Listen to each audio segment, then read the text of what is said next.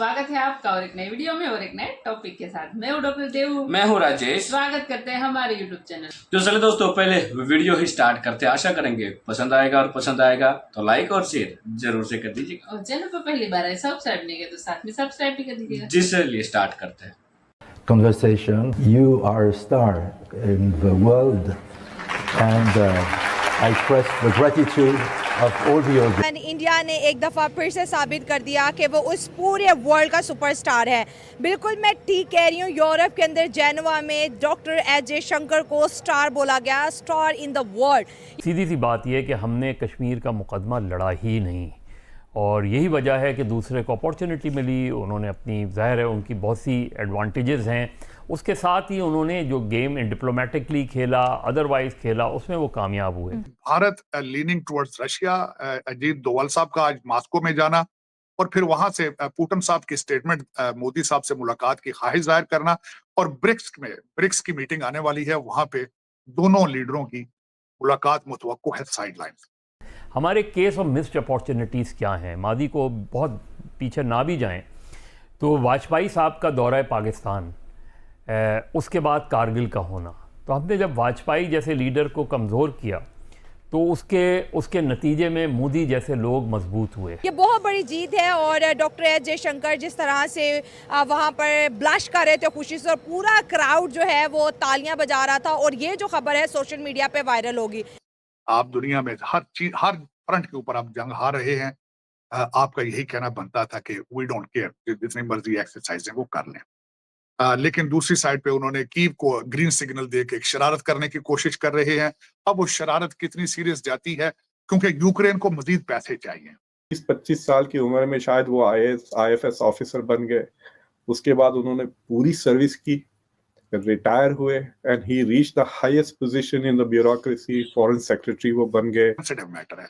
NSA कभी जिस country का जाके किसी हेड ऑफ स्टेट को मिलता है, उसके दर हकीकत पीछे बहुत बड़े अवामिल मौजूद होते हैं। और वरना जब वाजपेयी आए थे तो वो बहुत अच्छी अपॉर्चुनिटी थी, वो बहुत अच्छा दौरा था, उसमें बहुत आगे चीज़ें बढ़ सकती थीं, लेकिन हमने वो अपॉर्चुनिटी मिस कर दी। इस वक्त खान साहब नीचे हैं, बाप ठुड्डे मार रहा है और वो माँ के कपड़े फाड़ रहा है कि इसको उतारो, नवाज शरीफ को उतारो, शहबाज शरीफ को उतारो, मुझे उठाओ, मुझे क्यों निकाला, अब वो नारा मार रहा है।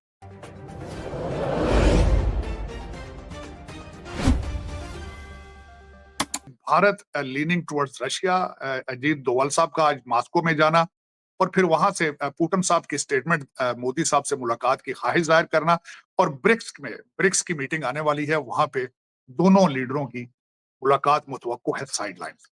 ये बहुत बड़ी सिग्निफिकेंट चीज है। और दर हकीकत Ajit Doval ultimately is not there just for this thing. वहां अल्टीमेटली उनके कुछ और मकासद भी होंगे। ये भी बहुत हैरानकुन बात है, बड़ी सेंसिटिव मैटर है।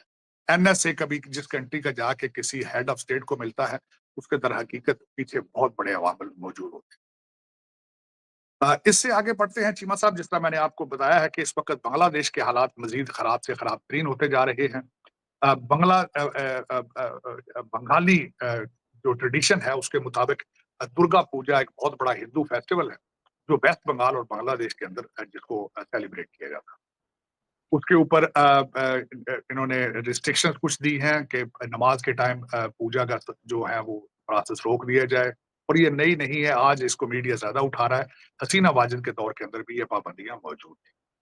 दूसरी सबसे बड़ी जो बात एक सिग्निफिकेंट है, वहां पे इस फेस्टिवल के ऊपर वेस्ट बंगाल में और बांग्लादेश में एक फिश को पकाया जाता है अपने कुजीन, बंगाली कुजीन में, जिसको पद्मा हिल्सा कहा जाता है। बांग्लादेश ने उसके ऊपर उसकी एक्सपोर्ट भारत में वेस्ट बंगाल में करने पे पाबंदी लगा। दूसरा एक वहां पे एक वार ट्रिब्यूनल है, उसने हसीना वाजिद का, उन्होंने कहा कि हसीना वाजिद को बांग्लादेश के हवाले किया जाए।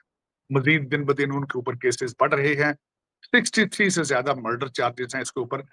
जो वार ट्रिब्यूनल है, ये भी हसीना वाजिद के दौर में बनाया गया था, और अपने जो पॉलिटिकल अपोनेंट से को इंतकाम का निशाना बनाया जाता था। लेकिन वो कहते हैं ना कि ये चीजें फिर गले पड़ जाती हैं, ये हाथों से लगाई गिरें फिर जो है वो दांतों से खोलनी पड़ती है। जिस तरह आज मेरे मुर्शिद भी खोल रहे हैं।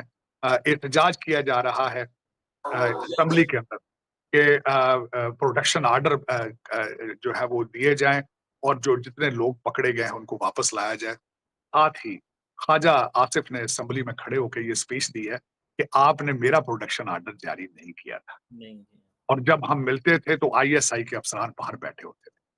तो दर हकीकत हाथों से लगाई गिरें जो है खान साहब अपनी दांतों से खोल रहे हैं, लेकिन खान साहब कभी नौज बिल्ला हजरत मूसा बनने की कोशिश करते हैं, और कल परसों भी उन्होंने हमारे हाफिज आसम मुनीर साहब को याह्या खान के साथ उन्होंने तशबीह दी थी कि याह्या खान स्टाइल का जो टैक्टिक्स हैं वो यूज की जा रही हैं पीटीआई के खिलाफ। आपने कम किया था। आपके दौर में असेंबली के अंदर घुस के लोगों को पकड़ा जाता था, एमएनए हॉस्टल से लोगों को घसीट के लेके जाया जाता था, जिसकी फुटेज जो है आज भी यूट्यूब और दूसरी चीजों के ऊपर मौजूद होगी। जो कुछ आप करते रहे हैं, आप कर्नल लियाकत को भूल चुके हैं, जो आपके असेंबली के अंदर बैठ के हाजिरियां लगाते थे और सारा दिन करते थे। आपको अब चीजें दर हकीकत खान साहब का कसूर नहीं है, उनके पैरोकार जो हैं, जो लौंडा लपाड़ा आवारा है, उनका कसूर है, क्योंकि इनके मर्जी का फैसला ना हो तो जज गलत होता है। आईएसआई इनको ना उठाए तो फिर ये वो फौजी सारे जो हैं वो कभी उनको डर्टी हैरी कहते हैं, कभी कुछ कहते हैं। तर हकीकत इनकी बिल्कुल मिसाल ऐसे है, माँ एक बच्चे को गोद में लेके दूसरे बच्चे को जब उतारती है तो बच्चा नीचे उसकी शलवार खींच खींच के फाड़ देता है। इस वक्त खान साहब नीचे हैं, बाप ठुड्डे मार रहा है और वो माँ के कपड़े फाड़ रहा है कि इसको उतारो, नवाज शरीफ को उतारो, शहबाज शरीफ को उतारो, मुझे उठाओ, मुझे क्यों निकाला, अब वो नारा मार रहा है। हालांकि जो हालत इस बंदे ने पाकिस्तान की है, कभी इसने बांग्लादेश बनाया है, कभी इसने कौन सा इसने पाकिस्तान को तोड़ने का की मिसाल नहीं दी थी। क्या इसने कोई ऐसी चीज छोड़ी है जिसकी मिसाल दी जा सके कि इसने पाकिस्तान के साथ? लेकिन इसमें चीमा साहब दर हकीकत देखें, मैं फिर ये कहूंगा, मैंने जिस तरह कल भी कहा था, सबसे पहले तो जो अली अमीन गंडापुर ने कल तकरीर की थी, उसके जो जिस जज ने इनको एनओसी दिया था इस्लामाबाद हाई कोर्ट से, सबसे पहले तो उसका ट्रायल होना चाहिए, क्योंकि जिम्मेदार वो है। फिर उसके बाद दूसरा बंदा जिम्मेदार कौन है इस वक्त पाकिस्तान को ये सारी बातें कराने का? जो इजाजत दे रहा है जज के डेली बेस पे खान साहब प्रेस कॉन्फ्रेंस फरमाए अडयाला जेल के अंदर, और जिस किस्म के अल्फाज वो सारा दिन इस्तेमाल करते हैं, कौम सारा दिन उसको एंजॉय करती है। लेकिन देखने वाली बात यह है कि दूसरी दुनिया भी उसको देखती है कि पाकिस्तान के अंदर इंस्टेबिलिटी के हालात क्या है, पाकिस्तान का मुस्तकबिल क्या है। आज तक कभी खान साहब के मुंह से आपने सुना है कि एक्सपोर्ट हम किस तरह बढ़ाएंगे? खान साहब के मुंह से कभी ऐसा हो कि आप बिजली के बहरान से किस तरह निकलें? कभी उन्होंने कहा है कि मैं बच्चों को, अगली कौम, अपने आने वाले यूथ को पढ़ाऊंगा किस तरह? कभी आज तक उनके मुंह से लफ्ज सुना है आप? बल्कि किसी के मुंह से नहीं सुना। दुख वाली बात है, किसी के मुंह से। मैथ और इंग्लिश का तालीम से दूर भागना है, और जिहाद जो कि आपके डीएनए का हिस्सा ही नहीं है। आप इंडस वैली के बच्चे हैं, आप सब, आपके ऊपर। थैंक यू दोस्तों वीडियो को यहाँ तक देखने का। लेकिन बाकी आपको दोस्तों वीडियो और न्यूज़ कैसी लगी है कमेंट में लिखकर जरूर बता दीजिएगा। फिलहाल दोस्तों आपसे विदाई ले रहे मिलेंगे और एक नई वीडियो में आपके साथ। टिल देन जय हिंद, जय भारत।